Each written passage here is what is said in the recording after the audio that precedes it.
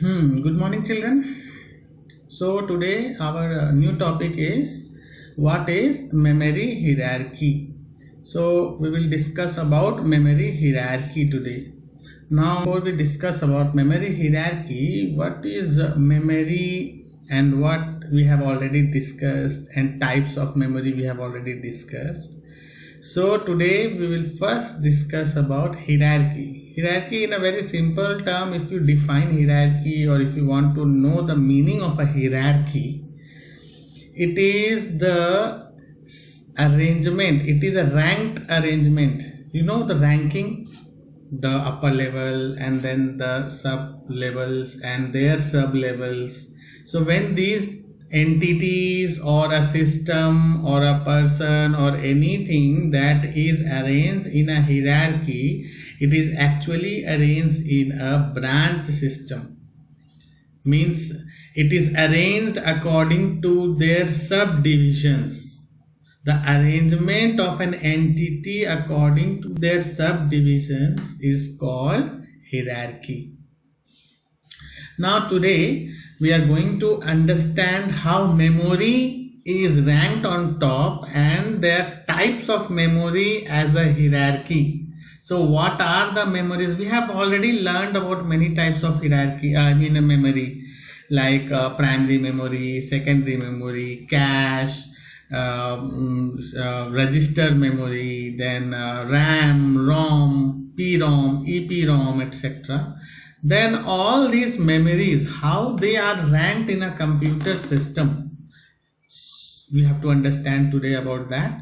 So in a hierarchy we have levels. As I said, it is ranked. So on the top level there will be something most important, and then after that there will be some sub levels, and then their sub levels and their sub levels. Now we are here, memory hierarchy. The arrangement of the memory in their ranking is according to the access of computer CPU.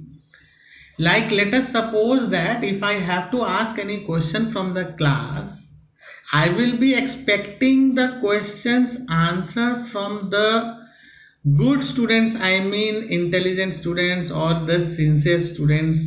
I will be expecting that. Those students who are not interested in studies, they will not be giving the answer, and I know that they will not give the answers. So I will reach them at the last, or accordingly. Before, maybe sometime we can ask them at first so that they don't get the answers from the others.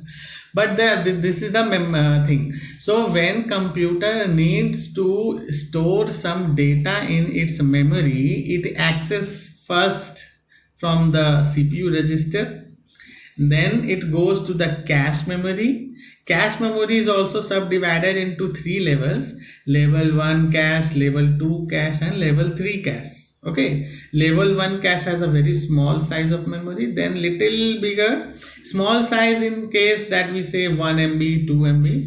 Then level 2 has little more MBs, like 5 MBs, 10 MBs. Then third level has little more, 100 MBs, like that.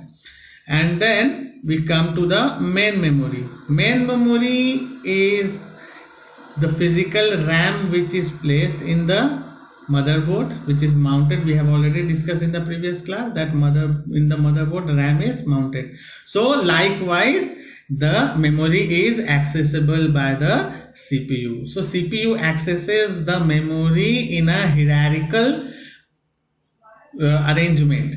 So we define here is memory hierarchy is a hierarchical arrangement of storage in a computer architectures, and it is designed to take advantage of memory locality in computer program, and each level of hierarchy has the property of higher bandwidth, smaller size and lower latency than lower levels.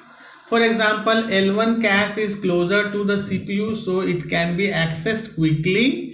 It is more expensive and holds less data as a mass storage device like hard drive, and accessed the slowest.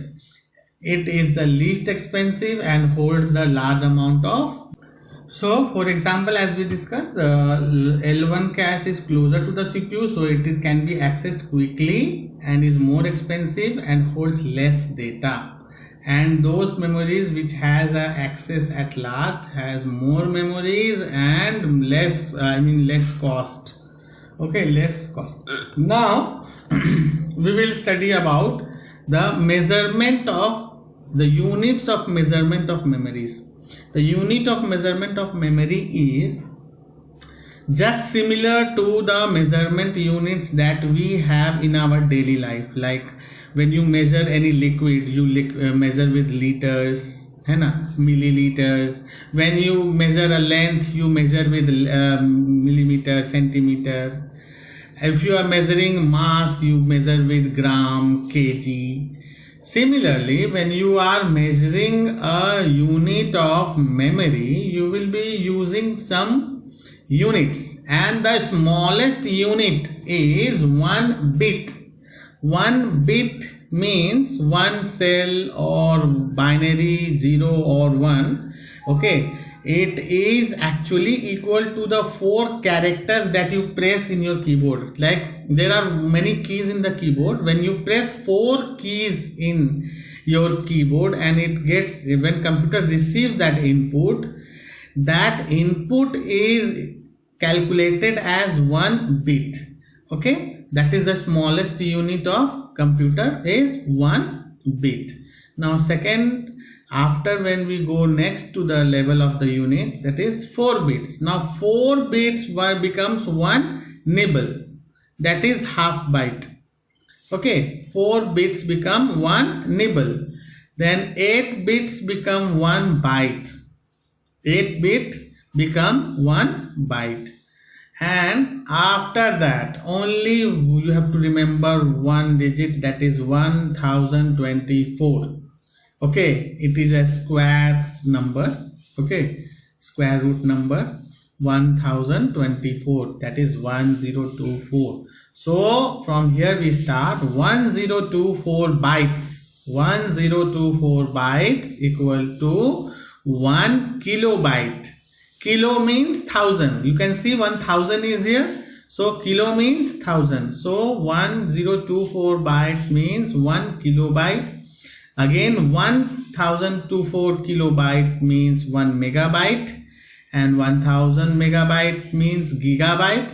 These days we are using GBs and MBs only. The data are used in GBs and MBs. This is the standard unit of measurement these days. But in near future, these kilobytes and megabytes will become outdated, and we will be discussing these data in gigabyte, terabyte, petabyte and hexabyte, and also zettabytes.